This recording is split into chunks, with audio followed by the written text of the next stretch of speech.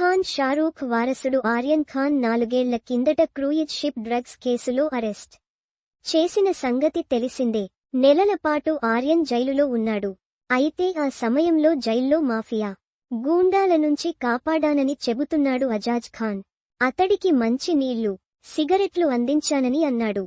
అతడు ప్రమాదంలో ఉన్నాడు. తనను సాధారణ బ్యారక్లో ఉంచారు అని అజాజ్ అన్నారు. ఇదే చాటింగ్ సెషన్లో శిల్పా శెట్టి భర్త రాజ్ కుంద్రా గురించి అజాజ్ ఖాన్ పలు రకాల కామెంట్లు చేశారు.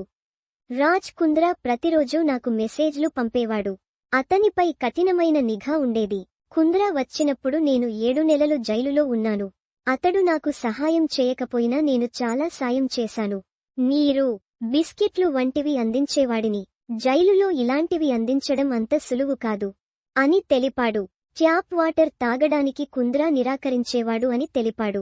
జైలులో ఉన్నప్పుడు కుంద్రా తనకు చేసిన అన్ని సహాయాలను మరచిపోయాడని, బద్ధాలు చూపించడం వల్ల అతడు నటించిన బయోపిక్ సినిమా UT69 ఫ్లాప్ అయింది అని అన్నాడు.